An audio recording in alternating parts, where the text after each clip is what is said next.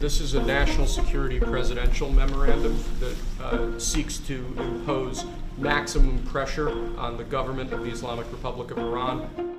On the campaign trail, President Trump promised to return to the policy of maximum pressure on Iran.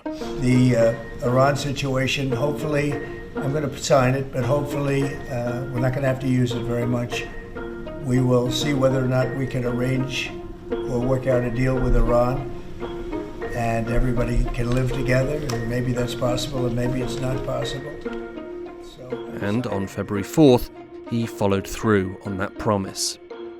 The Maximum Pressure campaign is a campaign of sanctions, designed to target and cripple the Iranian economy.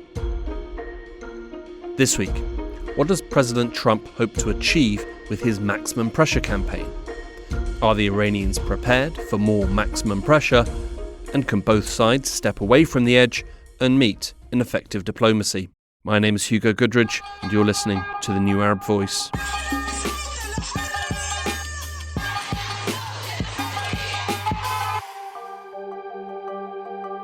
In his first term, President Trump made his feelings towards Iran abundantly clear.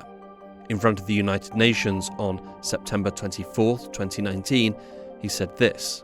In response to Iran's recent attack on Saudi Arabian oil facilities, we just imposed the highest level of sanctions on Iran's central bank and sovereign wealth fund. As long as Iran's menacing behavior continues, sanctions will not be lifted. They will be tightened. He withdrew from the Obama-era Iran nuclear deal and imposed a number of harsh sanctions on the country, targeting Iran's oil exports, its nuclear efforts, as well as a number of non-oil and nuclear-related entities. Over 80% of Iran's economy was targeted by Trump's sanctions, and their impact was severely felt by the Iranian people. Inflation spiraled in Iran. In June of 2016, Iran recorded a 25-year low of 9.5% inflation. But by March 2019, the International Monetary Fund was reporting that inflation had increased to 41%. By January 2020, the national currency, the Iranian rial, had lost 2/3 of its value from 2017. And in September 2020, then President Hassan Rouhani said in an interview on state television that Iran had lost $150 billion in revenue since Trump withdrew from the nuclear deal. All these numbers equate to bad fiscal news for Iran. And now we're back to the Maximum Pressure campaign. To get a sense of the sanctions, I spoke with Alex Vatanka, a senior fellow at the Middle East Institute focusing on Iran, and the author of the book The Battle of the Ayatollahs in Iran, the United States Foreign Policy and Political Rivalry since 1979. I started by asking Alex if the Iranian regime anticipated a return to maximum pressure and what preparations they have taken. You know, frankly, I think like the rest of the world, including most people here in the United States, nobody really knew what to expect from the Trump administration 2.0. It's a very different cast of characters. I mean, if you look at who's in the Trump administration, these are mostly in the positions they're in because of the fact that President Trump likes them on a personal level, trusts them, and believes that they will do his bidding, if you will, in advancing President Trump's agenda at home and abroad.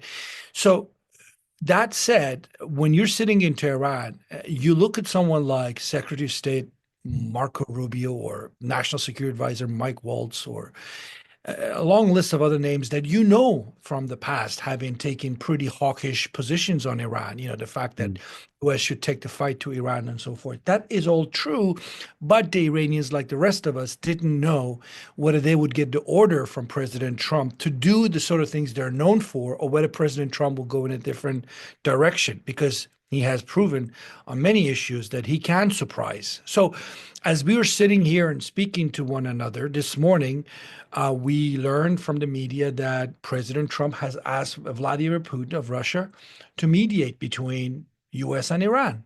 You would have asked me this question a few months ago. I said, hang on a minute, who? Putin mediating? Well, that's apparently what is happening. So again, to your question, did they anticipate any particular kind of policies from Trump administration 2.0? They probably had certain suspicions, but they also fundamentally, I think, believed that President Trump would use maximum pressure not as the first sort of salvo in the campaign to go after Iran militarily, but to force Iran to the negotiating table. Because I don't think the Iranians have really ever refused to accept the fact that this is a president who does want to deal with Iran diplomatically if he can have his way. On the question of whether they prepared themselves or not, you could certainly make the point that Iran today is in a very different place than it was in 2018 when maximum pressure first was put into play. Iran today has learned a lot over the last 7 years in terms of how to go around sanctions. They have created a network of customers out there and middlemen who are involved in the game of circumventing American sanctions. So, the fact that Iran sells 1.8, 1.9 million barrels of oil to China, and there are lots of giant tankers and insurance companies and other companies involved, tells you that there is a sanction busting network that is there today that didn't exist back in 2018. So in a sense, yes, they have improved, if you will, their hand to go around sanctions. But here's the key issue to keep in mind. It's not enough. Whatever Iran is doing is not enough. It is just barely surviving. The Iranian economy is on the brink. The Iranian media, the ones that are essentially controlled by the regime itself, are openly suggesting that protests are likely to happen at any moment because there's such an anger in Iranian society. So if I could answer that question, I would say they certainly didn't do enough to prepare for what is happening. And not everything can be, by the way, blamed on Trump. There's a lot of issues in the Iranian economy that are, the fault of the regime, the policies they've pursued, or the policies they're refusing to pursue that should be looked at, and not just looking at the role of sanctions and what President Trump does or does not do. On that, you got the Iranian media predicting potential riots in the country because of the economic situation. Is it, quote unquote, ordinary Iranians who have been hit the worst by this?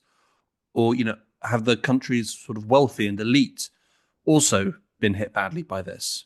Because I think, they probably have a bit more say in who is at the top of the country and the ruling the country than ordinary Iranians do.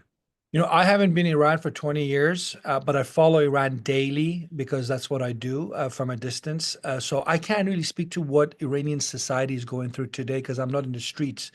But as somebody who's been watching Iran for literally a quarter of a century and happens to have been born in Tehran and know the culture, know the society, speak the language and all the rest of it, all I'm hearing from people in Iran, the ones who are still in Iran, the ones who recently left Iran, and the large Iranian diaspora, that everybody's hurting because of the state economy. Poor, the middle class, the rich, everybody's feeling the impact.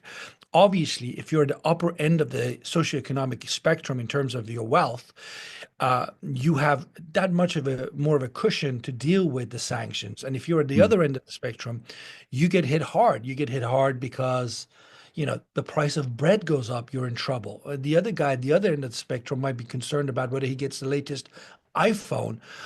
So there are different, ways of looking at this issue. But I also have to add, it's the poor classes in Iran that's the segment of society that has been expanding in size, not the wealthy class. That's been certainly diminishing in size.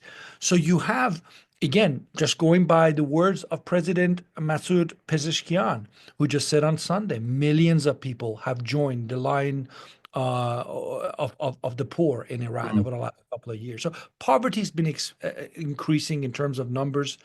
The only class of people, and this is surely can only be a tiny group of people or segment of society that have more or less sort of maybe even benefited from the state of affairs, are those people who engage in sanction busting, the ones that benefit from sanctions being in place, the middlemen, if you talk to Iranians and ask them who are these middlemen, if they had to point the finger at one group, it would be the Revolutionary Guards Corps, the IRGC, if we go by their acronym. They are the ones who have the connections, the facilities to engage in large-scale smuggling and so forth. So they smuggle, for example, oil to various customers, obviously at a discounted rate, and oftentimes the money mostly is kept by themselves, does not flow to the people. So, it's not a pretty black and white picture as such. There are different nuances to this, but the question of who is suffering in Iran, I would say pretty much everyone in Iran, with those very tiny exceptions I mentioned, are feeling the impact of the state of the economy being as bad as it is today. Sanctions can play two ways for those people who are suffering. They can say it's the fault of the US administration, they are imposing the sanctions, or they could say it's the Iranian government who are funding foreign militias, continuing and expanding nuclear programs, etc., etc. So how is that view playing out, do we think, amongst the Iranian population? Who do they hold responsible for these sanctions ultimately? Or is it both? I think the Iranian nation, this country of 90 million people that has lived under the rule of the Islamic Republic for 46 years, today has come to conclude that to blame the outside, blame the United States or Britain or somebody else for what is happening in Iran is to miss the point. It's whatever analogies you want to use, not to see the forest for the trees. It's the policies of a regime that is hell-bent on going down the path it's chosen to go on. And when people point out, listen, this is the wrong path, well, who's listening? Certainly not Ali Khamenei, the supreme leader. And, we can talk about what the regime leaders get wrong in terms of what they're doing in the region, the nuclear program, the missiles that has created so much anxiety in the region and internationally.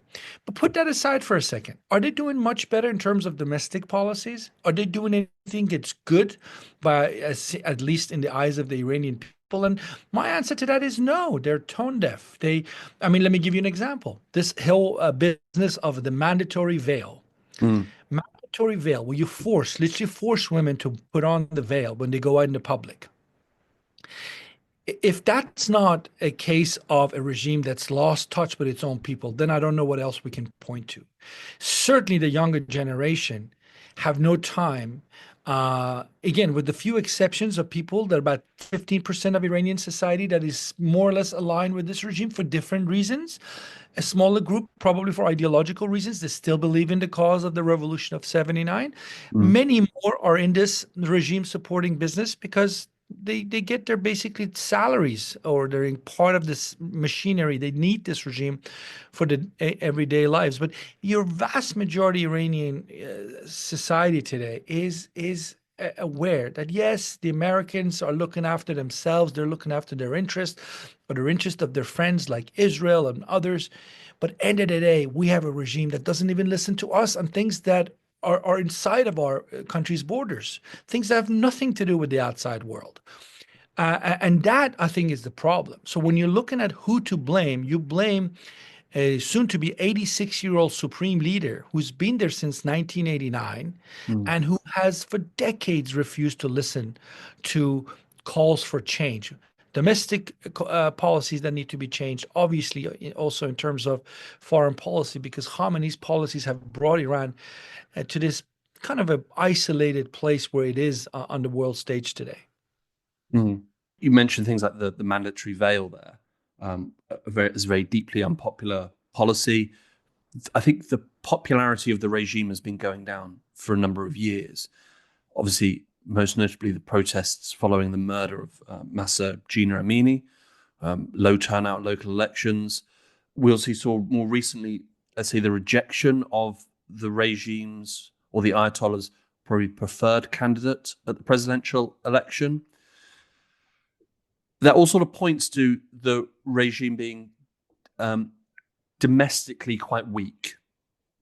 But I think it's also a common trope of this regime where people, particularly people on the outside, talk about its weakness, and yet it's always still there. And prophecies of its end generally come to naught.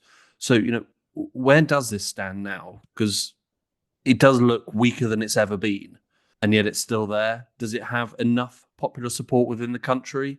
Or dare I say, do we look at the beginning of the end? Look, we have to be very humble and careful when it comes to those big predictions in terms of whether this system will prevail or collapse. And we just have to look to Syria just a couple of months ago. Who would have said Assad would crumble the way he did, having half his family in power for over half a century? So one way of answering that question is to say it is the Iranian regime is certainly desperately weak when it comes to the question of whether they're legitimate. I would say nobody would argue against that. I would say people who support the Iranian regime in Iran will tell you that they're facing a legitimacy crisis. I said just a few minutes ago, 15% probably supports this regime. 15%. Go back to 1979 when this regime was born, it was probably over 50%.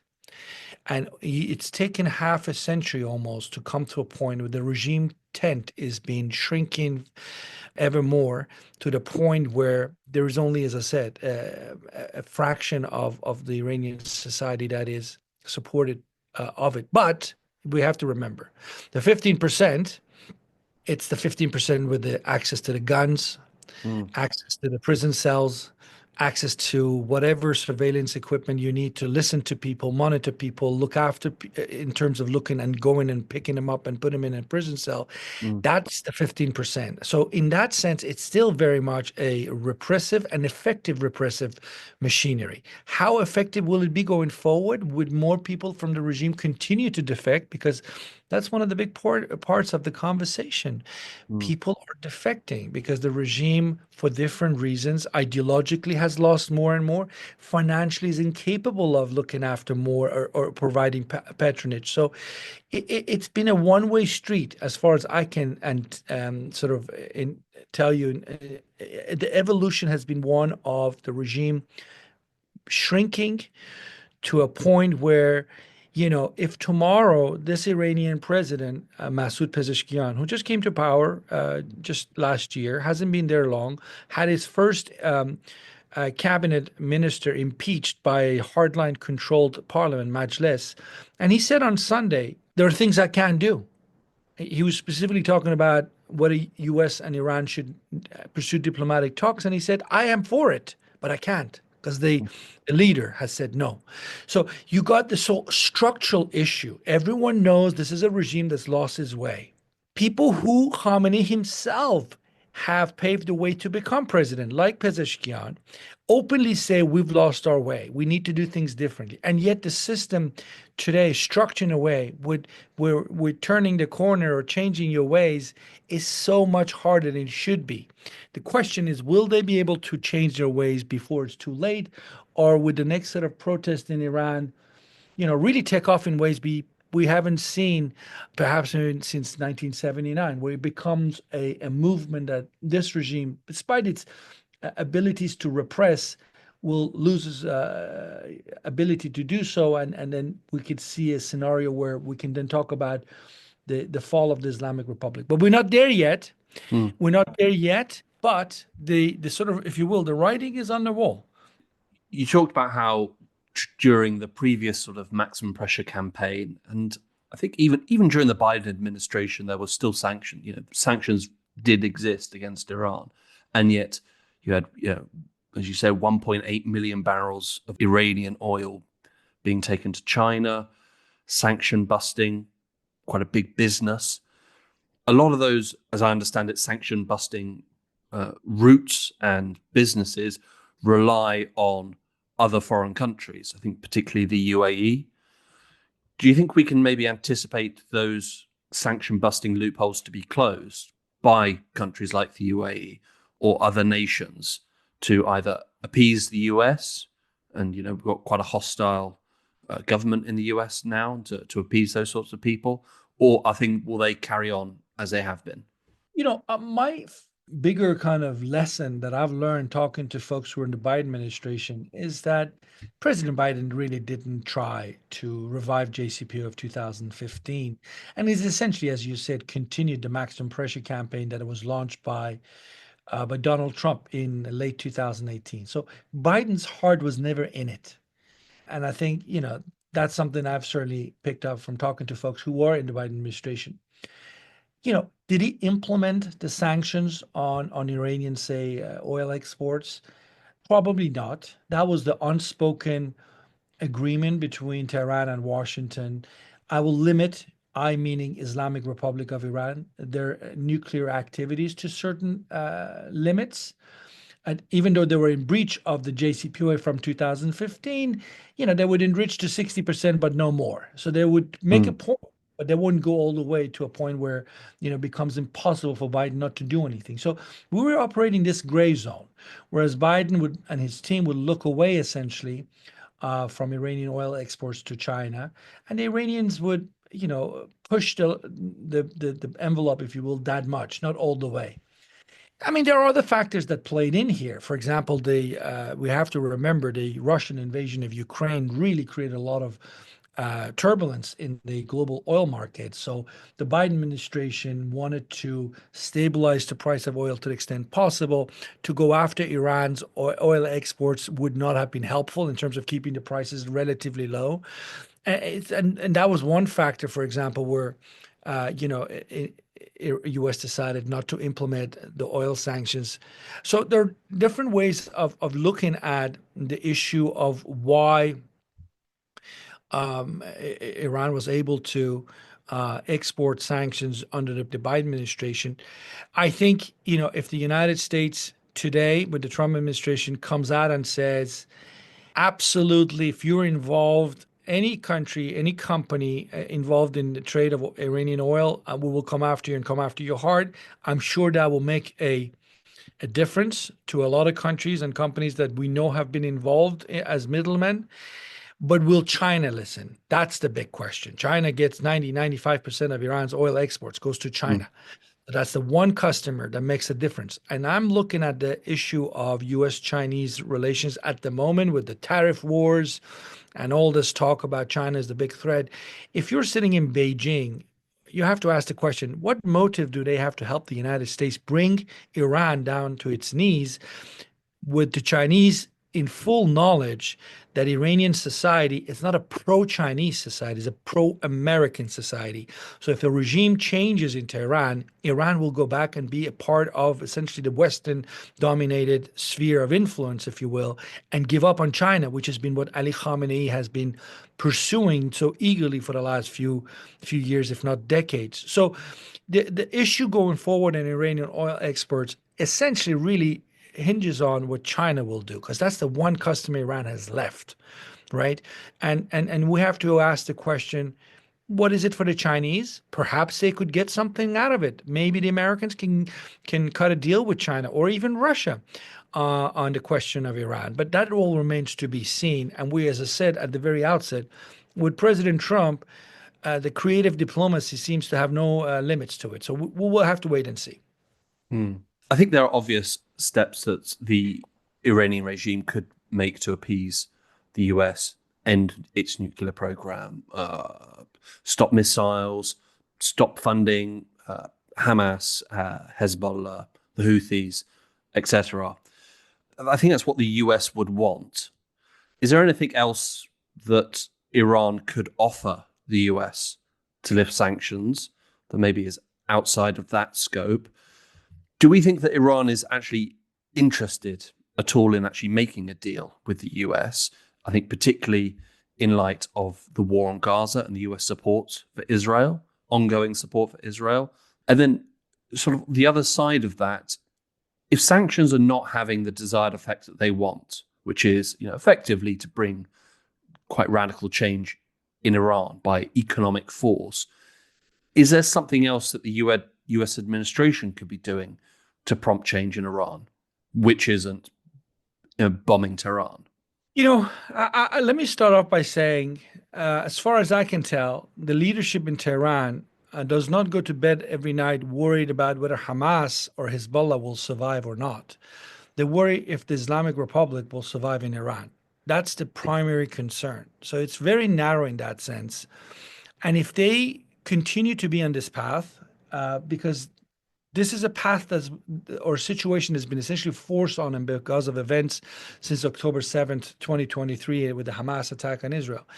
They are weaker today. They are less likely to, come out and give bombastic speeches about how the future of the Middle East is now in Iran's hands. All that talk is now gone out of the window. They don't talk like that. Now it's a question of can Iran stand up and defend itself against, as you said, a potential American attack on if that ever happened. The leadership in Tehran are worried about their own survival. They are looking at a region that is in a very different place than it was just a few years ago. Iran's gamble on investing in hard power meaning missiles, drones, proxies, paid quite well during the first few years post-Arab Spring, particularly in places like Syria, where they were able to preserve Assad and continue to claim to have a bridge from Tehran to Beirut and so forth, the axis of resistance as we know it. But the axis of resistance turned out to be a bit of a paper tiger. It collapsed pretty fast once the pressure was put on them. And now Iran and its leadership have to make a decision. Do they want to go back and reinvest money they don't have at a time when their own people hate what they're doing in the region, or should they change course? I don't think they've made a decision yet. And I think this is very important for the regional actors in the West to recognize that this is an important juncture for the regime, and if you use the right, set of incentives and carrots and sticks, if you will, you might get Iran to go in a direction that would be good for the West, certainly for a majority of countries in the region, countries like in the Gulf states and so forth, and actually would be good for Iran. Because Iran that is in the region in pursuit of this sort of open-ended, forever a war, ideological crusade against Israel, United States, is not in the interest of the Iranian people, who, by the way, really don't seem to have any, I say, obviously not all Iranians, but I would say vast majority of Iranians really wanted at this point to turn their attention inward and do some nation building for change instead of having suitcases of dollars being sent from Tehran to Beirut to give to Hezbollah supporters in the hope that that will keep Iranian influence alive. But the question today is Iranian influence alive in, say, Lebanon or in Yemen or somewhere else in the region, to what end? And that's where the Iranian regime today is struggling, because they did win the battles when it came to the sort of the proxy warfare. They kept Assad alive. They would tell you they defeated ISIS and so forth. So let's just say, for the sake of argument, that's all true. But what about the day you won the conflict militarily? What happens then? And this is where Iran has come badly, embarrassingly empty. For example, in Syria, they weren't able to point to a single economic project that they would say, this is actually generating revenue for Iran. Who was making money in Syria? The Turks were, the Gulf states were, others, but not Iran. Iran was not making money out of it. And you can apply the same kind of approach in terms of study where Iran has been in the region, and you see that's true pretty much everywhere, that it's been a drain on the coffers of the Iranian regime, and the return has not been there. So it's an Iranian regime that has, because of its nuclear program, its regional activities, created this pariah status for itself. It is an untouchable when it comes to foreign firms that otherwise would love to operate in Iran. So they're sacrificing their economy, if I could just focus on that issue for a second, sacrificing their economy, not just domestically, but they don't actually have anything to show for their regional agenda in terms of economic benefits that they get in the region, because there are none. There are none. So again, I think to your question of like, what can Trump do? What can Iran do? President Trump, his team could maybe give the Iranian regime some tough love, not the sort of tough love that President Trump handed out to President Zelensky in the White House. It has to be much more subtle, given cultural, political sensitivities that exist in the case of Iran. But the message has to be, look, if you genuinely want to put the survival of your regime first, beyond anything else, then these are the things you have to do. Talk to us. Don't talk to us in the sense of, you're proud, and because you're proud, you won't agree to any major changes. You won't do anything other than what happened in 2015 between Iran and Obama administration. President Trump needs to be able to say he got a better deal. That's his bottom line. He needs to look at himself in the mirror and say, I got a better deal than Obama did in 2015. Now, Iran can help Trump in that sense. How the Iranians approach Trump is extremely important. But I also have to say, how Trump approaches Iran is extremely important. Anybody who expects Khamenei to go to the White House or Trump to go to Tehran are mistaken. They don't understand neither country. It's not going to happen. A successful deal will happen between these two countries in terms of the lower level diplomats who are sitting in third countries in Europe or Middle East and cutting reaching deals that can hopefully be implemented and make these two countries turn the corner, if you will. And my reading of the situation as we're speaking right now is that's what President Trump wants. The Iranians are keen. Let's see where it's going to go from now onwards. You mentioned about how, let's say, foreign projects, Iranian foreign projects, have come back with essentially no economic returns. Yeah, Hezbollah in Lebanon, they took a very big hit from their war with Israel. Hamas in Gaza, let's say, all but gone, really, effectively. Assad, notoriously has now gone from Syria. Are these, all Iranian-supported elements across the region? With those gone, how big of a step back regionally is that for Iran? Or sort of underneath that and underneath the surface of all that, do they actually still retain any regional strength, do we think? Look, it's a country 3 times the size of France with a population of 90 million people and a history of about 5,000 continuous years of a Persian empire that became Iran. So Iran is part of the Middle East. It will always be strong. But what I think this regime has done is to invest in terms of soft power and also hard power, in the wrong kind of, on the wrong accounts, I think. Iran was probably the first country to go in the use of proxy warfare, what the Iranian regime calls forward defense, i.e. fight your enemies outside of the borders of Iran so you don't have to fight them in Iran. It was the first country that kind of came up with that concept in a way, certainly after Arab Spring, in places like Syria. But Iran was not the only country that was using proxies. And in fact, if you look at Syria, Iran never occupied Syria the same way the Turks occupied northern Syria. So Turkey was engaged in a proxy war in the same kind of fashion in many ways that Iran was. But the Turks, being a NATO member and being quiet about some of their policy differences with say, United States or Israel, they could get away with it. They didn't get all the limelight, the attention. The Iranian regime, because they love to scream so loud about how holy they are, they were always under the microscope. They were always getting the attention. And the other thing about them and the use of proxy approach was that they came in early, they came in heavy, they were successful, and they stayed all the way to the very end. I mean, they literally stayed to a few hours before Assad had departed Syria for Moscow.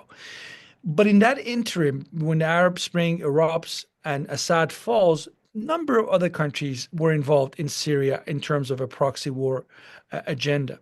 The Gulf states, most of them were involved in one way or another. I mentioned the Turks just a few minutes ago, obviously the Russians, Israelis. But what happens is a lot of those countries decided at some point that it wasn't worth investing in. Particularly the Gulf countries decided this wasn't worth their time and money. The returns were going to be uncertain and limited at best. Iran was the one that stayed the course to the very bitter end, I think. And again, to a point I made earlier, this is a moment for them to maybe rethink the whole regional strategy, focus on economic power, because I cannot point to a country that is viable as a power with a very weak economy. And that's exactly what Iran is today. They have missiles and drones. The proxy war militant friends are today big question marks. So they got the drones and the missiles that can take him so far. We saw that with the attacks on Israel. So why not turn around? Why not listen to your own people? Why not focus on economic development? Why not, engage folks like President Trump, who, by the way, has, if you listen to President Trump, he has accepted an Iranian nuclear program. His only red line is no Iranian nuclear weapon. Right there, you have the framework for a deal between Tehran and Washington. But again, you have a man called Ali Khamenei, who's been there since 1989, who has invested so much in his anti-American worldview. Can he come down from that high horse of his and accept some basic realities and change course? Again, you have every right to be skeptical. I am most of the time, but I also know, as someone who knows Iran's history, that this is a regime that wants to survive.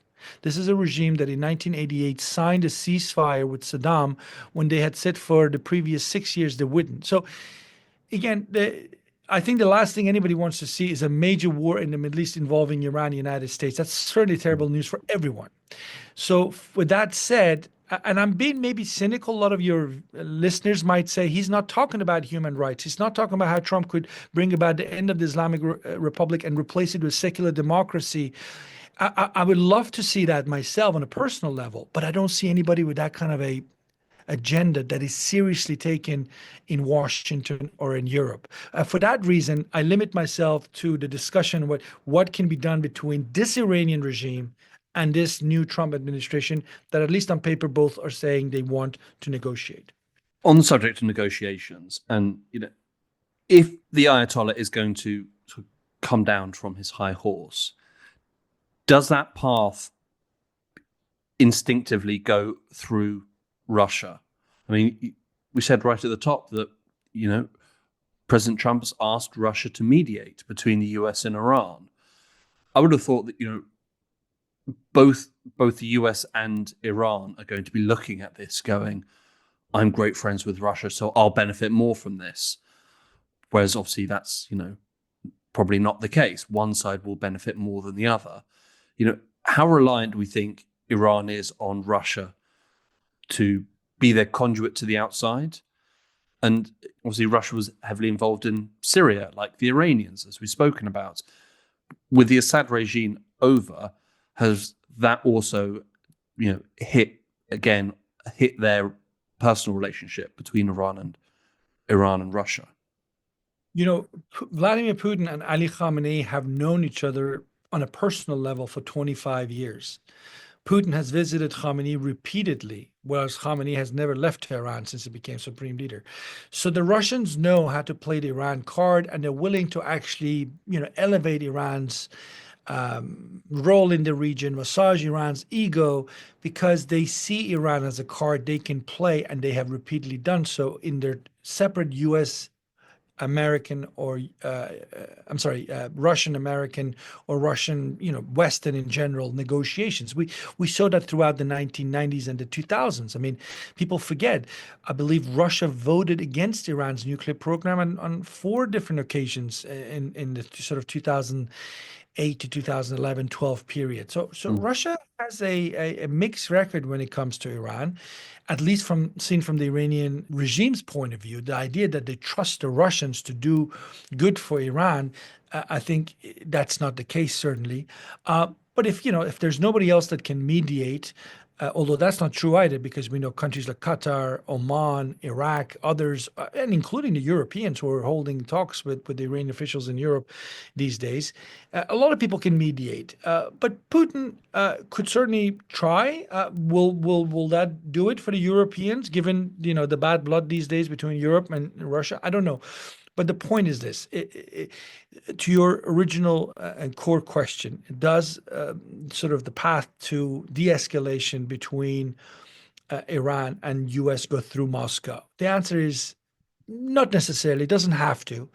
And if it did, it would be a limited de-escalation, because if you want genuine de-escalation with the United States, if you're Iran, there are 2 issues you need to adjust. One is this notion that you want to push the United States out of the Middle East. Iran has to stop talking that talk. That does not do them any good. And accept the fact that most of Iran's neighbors actually welcome, including Iraq, Gulf states, want a United States military presence because they consider that to be part of sort of stability for the region. Whatever you think of what the U.S. did in Iraq or Afghanistan, countries, the ruling elite in places like the Gulf states, they want the United States there. It is something they want. So that's number one. Number two is the Islamic Republic's position in Israel. I mean, that's probably the most important issue. If Iran tomorrow didn't necessarily join the Abraham Accords or even, said that it would diplomatically recognize Israel, but stop its promise to destroy Israel and stop its pledge that it will arm and finance any group that wants to go to war with Israel. If Iran did that, that will take us a long way towards something that would be much more acceptable to the Americans. And this is just a part of political reality in Washington. Plenty of people, majority of members of the United States Congress, are looking at the Iran issue through that Israeli prism. So if Iran doesn't change course on that, they could have 5 more nuclear agreements with the United States, but the fundamental animosity between Washington and Iran will not go away. So again, a lot of these things are essentially requiring it takes 2 to tango, but there's some hard, compromises that I'm not even sure if Khamenei would want to do while he's alive. He presumably want to die before he does that because it will be such a public humiliation for him. But the folks who might take over from Khamenei in Iran, they know exactly what needs to be done to bring the levels of tensions between U.S. and Iran much lower than we are today and have been in recent years. Alex, thank you very much. Thank you. Great to be with you.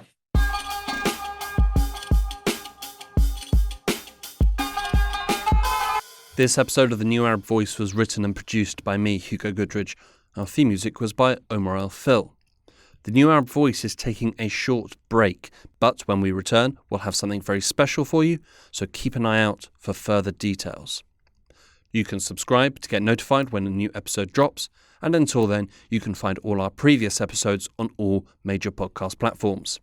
You can also check out our social media accounts on X and Instagram, both at TNA Podcasts, for additional content. And you can email us, podcast@newarab.com. That's podcast@newarab.com. You can subscribe to the podcast so you never miss an episode, and you can also rate and review, which helps us spread the word. Don't forget to follow The New Arab on Facebook, X and Instagram for all the latest news, analysis and opinion from the region.